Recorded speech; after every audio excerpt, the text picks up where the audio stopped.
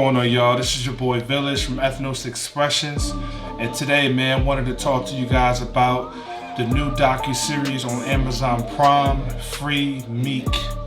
This is a must-see, man. I'm gonna tell you right now, some spoiler alerts, just to give you a quick warning.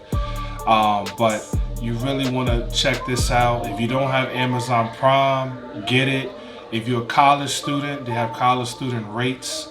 You know a family member that has Prime, go ahead and see if you can, borrow their account or whatever. But definitely check out this great documentary. This is executive produced by Jay-Z, and basically this is about the trials and tribulations of Meek Mill's career, not as just an artist, but as a man, as a father, as a son, as a member of the community of Philadelphia.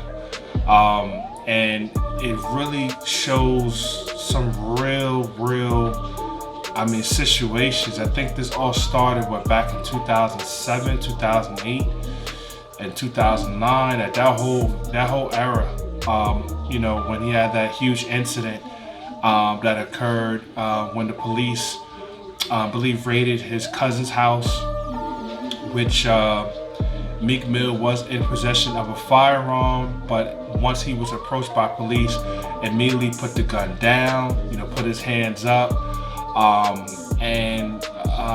What happened there was just, I'm sorry to say, it was just bad police work.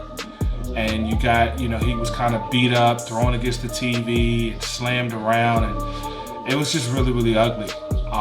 But I think what made things even worse was the fact that a judge, I don't even want to mention her name, I think her name is mentioned enough in the docu-series, but you definitely, some people definitely have, no souls. Like, they literally walk this earth with no soul.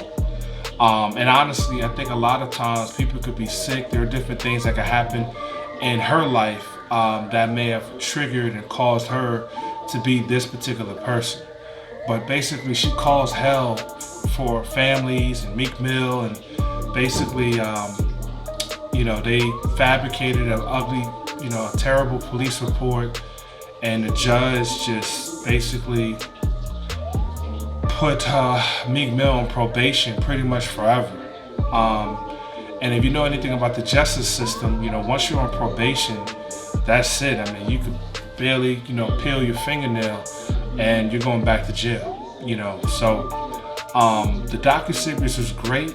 You get to see all of Meek Mill's friends, kind of the growth, right, of his career in parallel on the timetable of when he had to go to the court, deal with the court for various issues.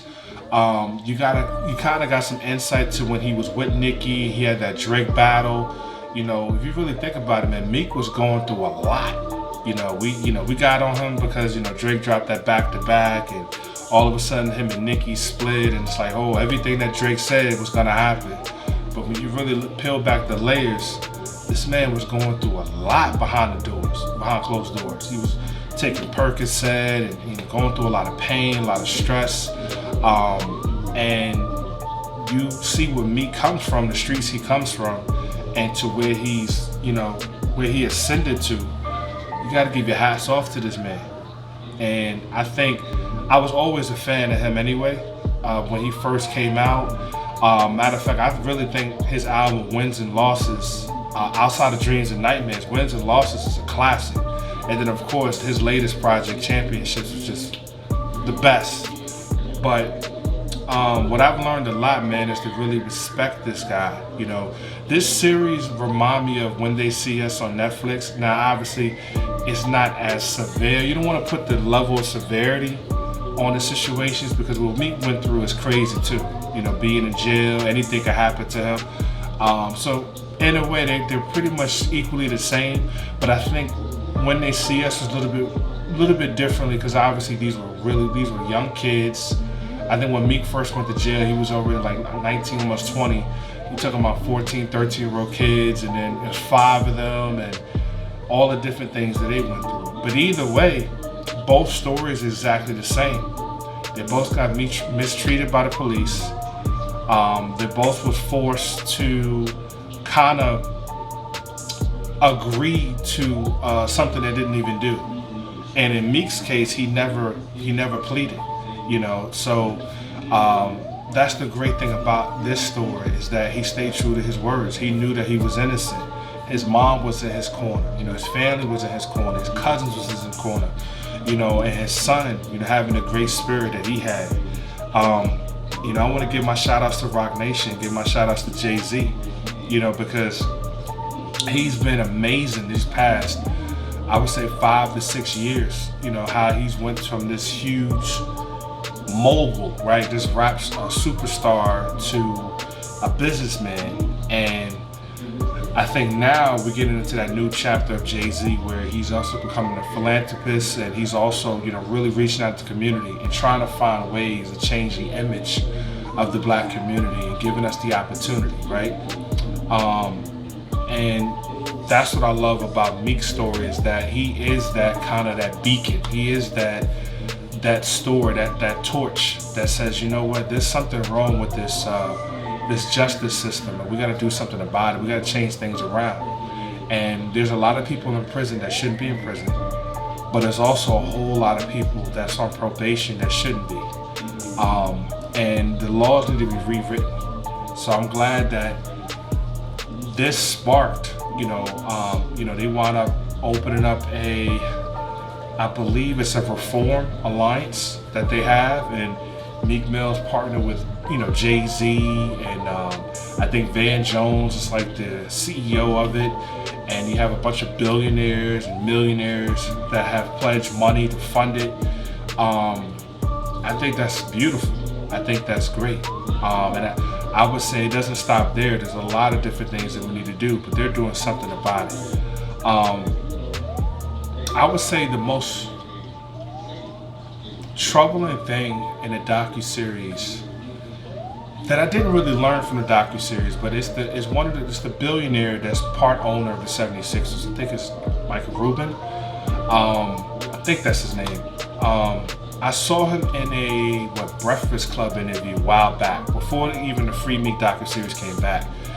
And one of the things that caught my attention was when he said that, Meek Mill was first telling him about his story, that he was basically, he said, look, man, don't complain, don't play the victim card.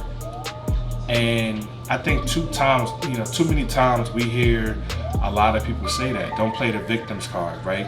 Don't play that, slavery caused, African Americans to have a disadvantage in the workforce, have a disadvantage in wealth, real estate, opportunities, banks. Don't play the victim card because you grew up in the hood. I grew up in the hood too. That dynamic, you can't judge a book by its cover. You can't say, you can't put words like that. Just like I can't say somebody has a medical issue, somebody has MS, and somebody has this, and all of a sudden, they're saying they're tired, they're saying they're this, and I'm like, please, you're lazy. No, we really don't know what's going on in that person's body. Just like we really don't know what's going on, what's the experience of somebody coming from a neighborhood like that. So it was telling. But the good thing is, he did see for himself going to one of Meek Mill court cases that there's some injustice here, and he's been a pioneer for Meek Mill. So definitely shout out to him. But there's a lot of people out there that has that same doubt about, don't play the victim card. I would say, man, why don't you read some statistics, open up some books, and start to read a lot of people's stories. We watch First 48 and we think that's the all and be all, but that's not the case for a lot of people.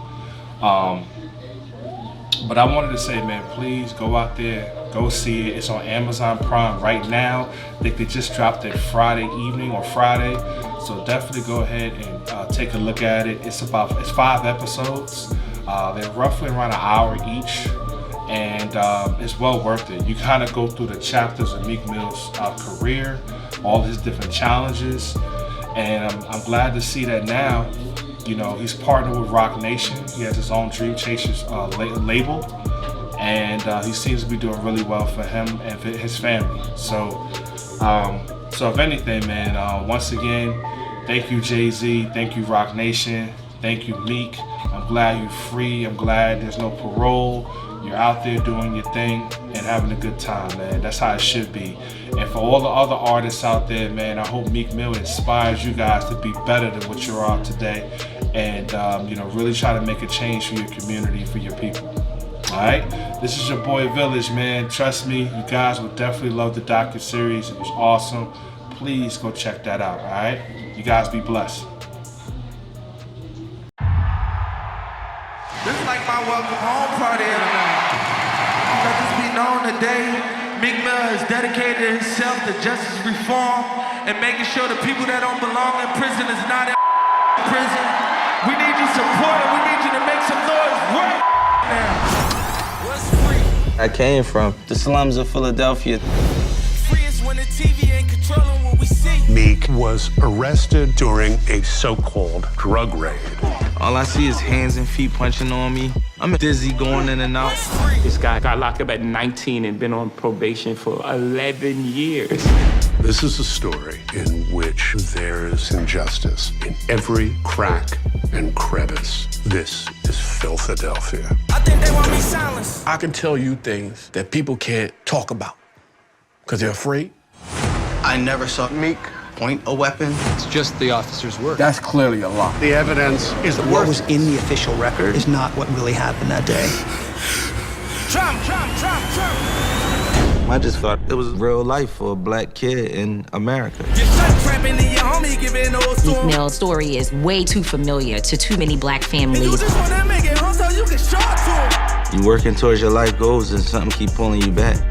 We all hanging with a noose in our neck. It's like millions of people like Meek. And he won't make it to the wake unless he As soon as Meek was imprisoned, he became a symbol for criminal justice reform. The system tries to put Meek Mill on trial, and Meek says no. I'm gonna put the system on trial. I was on the corner with the Y'all keep messing with folk, you're gonna start bringing black and white together, rich and poor together. And once those folks start getting together, they may not stop. I decided to use my platform to help others who don't have a voice. Go to school, pulling hoes out.